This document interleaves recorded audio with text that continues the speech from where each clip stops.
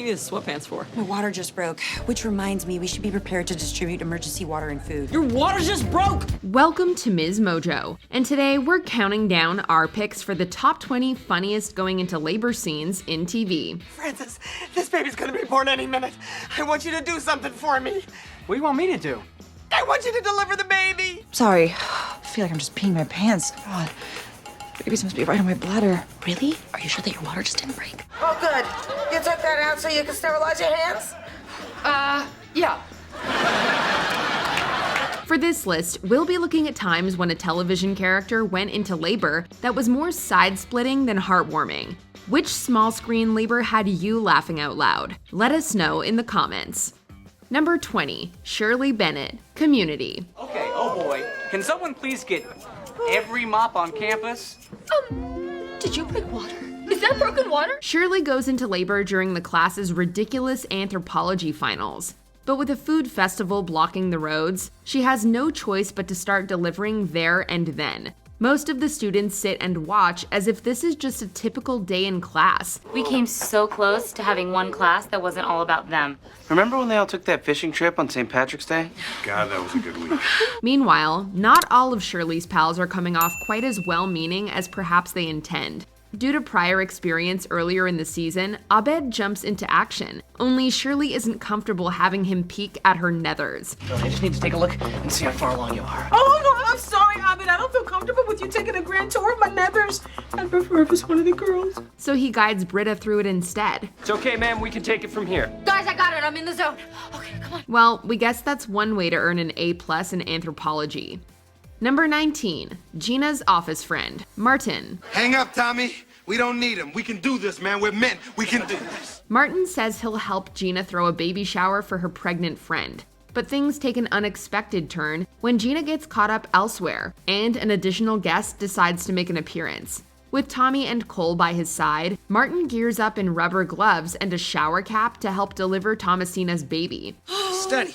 Systolic and diastolic normal. Cole, where'd you get that from?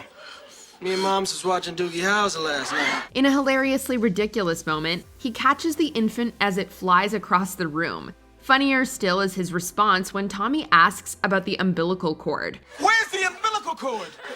Damn it, Tommy! We don't need an umbilical cord. This is TV. And somehow it just gets more absurd from there. There's nothing more comical than a show that acknowledges how unrealistic TV births can be. I gotta wash the baby. I saw this on Emergency. Number 18, Petra Solano, Jane the Virgin. It's not a big splash like they show on TV. Does it feel like you're peeing? Yep, just feels like you're peeing. Oh my God, I feel like I'm Okay, peeing. all right. After Jane's dreamy birth story, the writers decided that Petra's needed to be a bit more action-packed and humorous. So unlike her frenemy's euphoric experience, almost anything that can go wrong does. With only Jane around to help, this storyline focused on the rocky relationship between the two and how that dynamic changes as a result. After all, having your frenemy as a birthing partner is the perfect opportunity to share exactly what's on your mind. 5 minutes of pain for a lifetime of happiness. Masz mozek czatla, bo kramy. To jest edukacja. Petra eventually delivers twin girls, Anna and Elsa, definitely not named after the Frozen characters. As for the hostility with Jane, perhaps motherhood will help her let it go. Sorry I called you all those horrible names. You didn't. Oh, I did. Trust me, it was just in check. Number 17, Amy Duncan, Good Luck Charlie. 1 week ago, the new baby was due. Let's see how that baby's doing now. I want you out. With the baby overdue, the family tries to prevent Amy from giving birth on Charlie's birthday. But as we all know, it's kind of hard to predict when these things might happen. For starters, you probably wouldn't choose an ice cream truck as a location to give birth if you could. Emergency? This calls for the fast-paced music.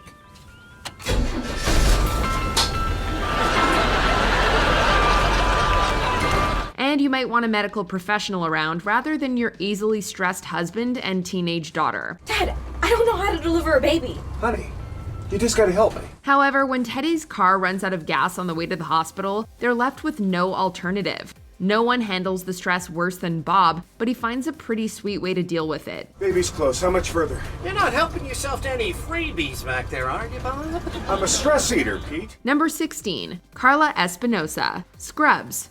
They might work at a hospital, but JD and Turk are clueless when it comes to childbirth. He's here, and now we can have our baby! Okay, Brown Bear, commence Operation Brown Cup. For one thing, they seem to forget that it's actually Turk and Carla who are having the baby. While they're busy celebrating with fanfare and forgetting essential items, Elliot steps up to help Carla in her time of need. Not wanting to be outshone, Turk plans to make a hero's comeback, only for that to backfire too. Hey, baby, I know things haven't exactly gone smoothly so far, but I promise you I'm about to make it up to you. Meanwhile, Ted manages to live stream the event across the hospital. Greatest show ever. Ultimately, Turk comes through for Carla, even finding the upside to getting his hand stuck in an ice machine. Turk, you're here. I'm so hot. Don't sweat it. I got you. Number 15, Rachel Green, Friends. Ross, we've tried all the spicy food. It's not working. Poor Rachel. She's overdue, uncomfortable, and in labor for most of the two-part season 8 finale. But with the baby in no rush to come out, she must now also endure an array of colorful roommates, including one familiar face. Weirdest thing, did I hear? Mother, God is true.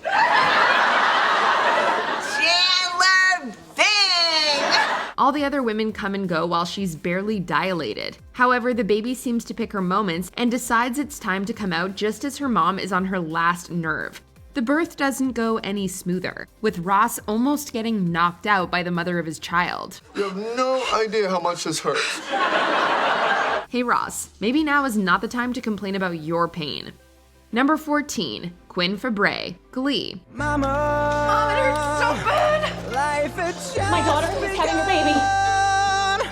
But now I've gone and thrown it all away. Wait! While this one may not have been intentionally written to make audiences laugh, it certainly succeeded. For some inexplicable reason, the writers decided to have Quinn's labor progress in tandem with Vocal Adrenaline's performance of Queen's Bohemian Rhapsody.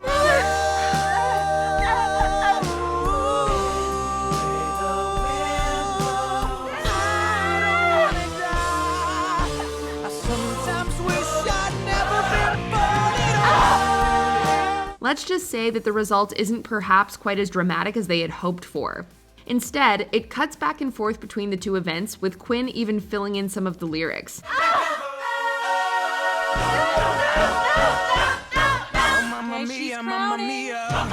Well, at least the parts of Vocal Adrenaline's performance we get to see are pretty impressive. Also, props to Quinn for delivering a baby in the time it takes to sing this Queen classic. Nothing really matters. Nothing really matters to me. Number 13, Fran Fine, The Nanny. Okay, don't panic. Don't panic. Eventually they'll notice that we're missing and they'll come and find us. Oh my God, what happens if I go into labor? When a heavily pregnant woman enters an elevator with arguably the worst birthing partner imaginable, you can guess what's about to go down. For Fran, there's no one worse than Cece, who smokes, drinks, and deliberates over her own relationship, all while ignoring Fran, who is by now laying on the elevator floor. In fact, it's Fran who ends up reassuring Cece rather than the other way around. Eventually, music brings the ladies together, with Fran's contractions providing some unexpected harmonies. So for at least until tomorrow,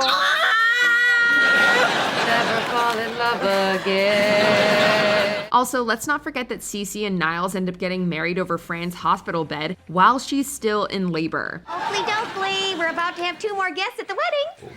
Say I do! I do! Number 12, Lois, Malcolm in the Middle. No, honey, I don't want you to get too excited, but I think you should come home now because I'm having the baby. What?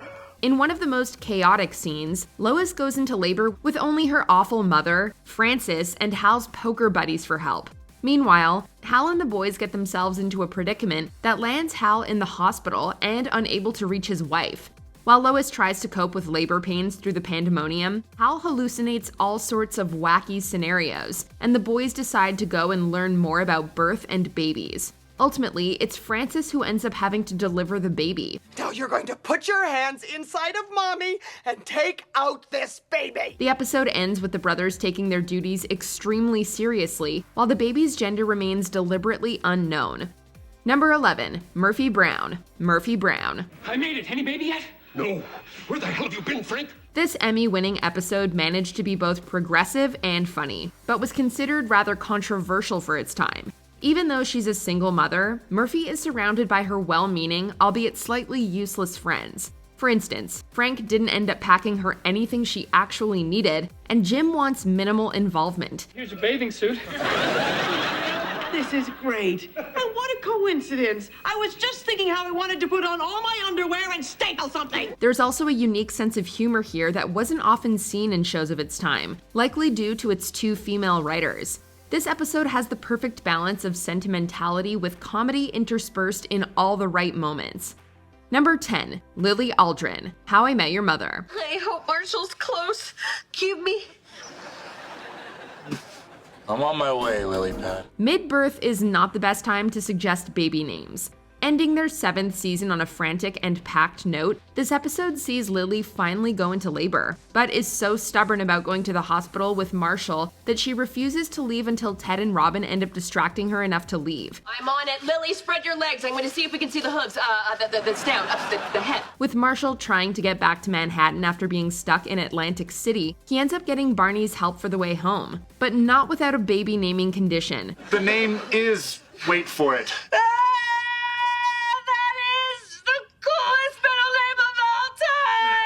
Arriving in the nick of time, Lily loves the condition, naming their son Marvin, wait for it, Erickson. Marvin, wait for it, Erickson. That is the coolest middle name of all time. Number 9, Danielle Vandekamp, Desperate Housewives. I expressly forbid her from coming tonight. Who does she think she is? This isn't exactly the kind of horror you typically associate with a birth. Playing an easily convincing pregnant mom for a Halloween party, Danielle is playing with guests right until Bree throws her out for her own good. You make a scene, ha! That's a laugh. What's wrong? I think my water just broke. A little too late, however, as Danielle's water breaks mid-argument, forcing Bree to act as the problem-solving mother instead. Moving houses, they ask Orson to deliver the baby first before realizing he's both extremely underqualified and very drunk. You're a dentist. What if there are complications? Should an emergency arise, we will simply call an ambulance. A what? Ambulance. How many rum punches did you have? Finding the best person for the job, Bree grabs Adam, who hobbles over in a Frankenstein's monster outfit, delivering the baby all while in costume to the fright of local children. Baby Number 8, Rebecca Donaldson, Full House. Hey, everybody, this is it. Becky's ready to have the twins. Going into labor 3 weeks early at a party, Becky is forced to leave Michelle's Flintstones birthday to go to the hospital. Jess, why don't you just stick a sign on my back that says wide load? Jesse starts freaking out in the waiting room, noticeably pained enough to time his own contraction along with Becky's. Ending up in surgery for appendicitis, he has Danny swap in, who coaches Becky through her birth with a hilarious rendition of We Will Rock You. We will rock you. Sing it. Wheeled back in on anesthesia, Jesse arrives just in time to see his new twins born, while deliriously singing and goofing around on the drugs. Having my baby. Come on, you're doing it! I can see the head! Come on, Rebecca! Whoa! Shut up! Number 7, Deborah Barone, Everybody Loves Raymond. I just thought that since you're a cop, maybe we could walk a little faster, like right through the red lights. Training doesn't always prepare you for the emotions of a situation. Driving a very pregnant Deborah to the hospital, Robert and Ray start fighting as they get stuck in traffic on the bridge. Wait a minute, Robert. Which way are you going? This is the LIE. I said to take the bridge. Right as they stop, Deborah's contractions kick into high gear, and they're forced to deliver the baby on the road. Robert takes over with his emergency training, putting himself into an incredibly awkward point of view. Screaming at Ray for his unbearably protective instincts, Deborah tears into him to get Ray under control. Realizing in shock that Deborah's not even giving birth, everyone gets back to their seats in awkward silence. Maybe it's not hurting so much anymore. Well, you stop looking then. Stop looking. Number 6, Pam Beesly, The Office. Why don't I just run you down to the hospital and just do a quick check? Not till midnight. Getting involved can go way too far. When Pam's contractions finally become too much, she tries to call off the whole birth before Jim reassures her to go, with Kevin and Michael getting way too personal. Baby. We're gonna have a baby. So let's have it at the hospital. Let's do that. Grabbing their gear, Jim and Pam head to the elevator right as work gets out, with Stanley running to grab the elevator behind them. Hold it. Come on, Stanley. Okay. We're going Nope, now. one more. No, out, idiot. Dwight's unnecessary role as escort gets particularly hairy as he gets pulled over for impersonating a police officer, even throwing away weapons in the process. Pulling into the hospital, Michael even takes an ambulance's parking spot. You can't park here. Yeah. I just did. Number 5, Arlene the taxi driver. Frasier. You're pregnant? Yes. Ow! Oh, well, don't panic. It may just be false labor. Hopping in a taxi after Frasier's fancy car breaks down, Martin, Niles, and Frasier stop bickering just in time to talk to their cab driver and discover her water broke. My water just broke. I'm sitting here in a puddle of water. Pulling over while trying to save his shoes, Niles takes the first stab at delivering the driver's baby, revealing he fainted in medical school. Sorry, I only did this once before in medical school, and all I remember is a bright light and lots of blood and then a linoleum floor hurtling toward my forehead. Frasier takes over, soothing the driver's breathing down while annoying her with his incessant nitpicking. Not that your lower portion is messy at all. It's quite beautiful, actually. Not that I'm looking. Is the pain that bad? No, you're driving me crazy! Martin finally takes over, clearly the most level-headed and qualified, setting the boys to work before Niles chimes in about their meter. And I'm gonna get ready to bring your beautiful baby into this world, okay? Okay. Good. Now, are there any questions? Yes, should our meter still be running? Number 4, Phoebe Buffay. Friends. I'm Phoebe Buffay, and I have babies coming out of me. Phoebe handles being in labor pretty much how she handles everything else, with surprising and remarkable positivity. No, none of them are the father. The father is my brother. Okay. Contractions? No problem. Your scheduled doctor can't come? Sure. Your substitute doctor has an affinity for the Fonz? Maybe this won't be so easy. Fonzie is the nickname of Arthur Fonzarelli. The Fonz. In the end, though, the doc knows what he's doing, even if he has some unorthodox ways to get into the zone to deliver. Phoebe powers through and gives birth to Frank Jr., Jr., Leslie, and Chandler, who turns out to be a girl. Hey, where's his thing?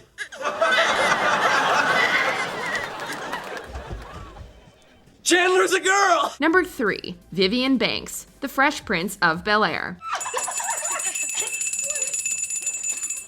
What a novel idea, that little Belle. Pregnancy rarely deals out this much aggression, annoying her entire family with her incessant bell ringing. Stop with the damn bell! Aunt Viv brings the entire family together against her. Please, Diva needs to get her butt out of Bel Air a little more often. Getting to the hospital ahead of the family, Vivian is already ready to deliver when everyone arrives. Running into the rest of his kids, Phil gets directions to Viv and jumps into action so fast that he barrels right over a stretcher and crashes right onto the floor in his frantic stress. Number 2, Gloria Delgado Pritchett, Modern Family. The only proper way to crash a birthday is with another birthday. After planning a whole party and special day for Manny, Gloria's water breaks in the middle of the events, with Jay saving the day by getting Gloria to the hospital and ordering pizza for the rest of the guests. No way! She peed! Her water broke. As family arrives, they hear screaming and run to what they presume will be a screaming Gloria. Oh my gosh! It's happening! They enter to find Jay screaming as Gloria crushes his hand, and Manny convinces his mom to stop holding the baby in, making for a briefly touching moment before understanding his dad's pain when she grabs his hand too. Oh, that's a strong grip. That's it. She's getting close. Before we unveil our number 1 pick, here are a few honorable mentions. Angela Montenegro, Bones. Sometimes you're just too close to a breakthrough to stop. You've been jumping around all day, and when my water breaks, you don't even notice? What? Oh my god. Oh my god. Okay, here we go. It's showtime! back. Zelina, Once Upon a Time. Don't tell a former fake midwife how to do her job. Stay calm and breathe. Shut up, I was a fake midwife, I know the drill. Selena, why would Emma do this? I have no idea. Are you sure it was her? Let's just say when the dark went off his onion rings. Oh, don't eat them! April Ludgate, Parks and Recreation. The mom-to-be gets all made up to meet her baby. You look more beautiful right now than I've ever seen you. Wow. Just your luck that you're going into labor on Halloween. Can I get a warm towel to get that makeup off? No, I want it on. That's the whole point. I put the makeup on after I went into labor. Bernadette Rostenkowski, The Big Bang Theory. Could this be the world record of false alarms? Do we know the father, or is this some Mamma Mia nonsense? I'm the father. Okay, Dad, how far apart are the contractions? No idea, ask him. Wilma Flintstone, The Flintstones. Going into labor 101, don't forget the mother at home. Now, don't worry, Wilma. We've plenty of time. Your Freddy's ready. Barney, where's Fred? He's out in the car with you. I'm not out in the car, Barney. Before we continue, be sure to subscribe to our channel and ring the bell to get notified about our latest videos. You have the option to be notified for occasional videos or all of them. If you're on your phone, make sure you go into your settings and switch on notifications. Number 1, Lucy Ricardo, I Love Lucy. Hello, Ethel. Ethel, will you do me a favor? Could you and Fred come up here for a few minutes? Well, the doctor said it would be any minute now, and Ricky's driving me crazy. No matter how much planning you put in, sometimes the universe has other ideas. With Lucy ready to pop at any moment, Ricky is unhinged in his anxiety, quickly roping in Fred and Ethel to his madness. You carry the suitcase. Right. I'll look after Lucy. I'll get her coat, see that she gets downstairs all right, and we'll hail a cab. Starting rehearsals for Lucy's birth, Ricky sets everyone a job, with Ethel on the phone, Fred carrying her bag, and him managing his pained wife. Oblivious to the rehearsals, Lucy comes in ready to go. Ricky, this is it. This is it! Let's go! Put into a frenzy, Ricky is knocked into the couch, having to do all the jobs in one hilarious mess. The line is missing! Ricky even forgets Lucy in the struggle and hurts himself along the way. Do you agree with our picks? Check out this other recent clip from MsMojo and be sure to subscribe and ring the bell to be notified about our latest videos.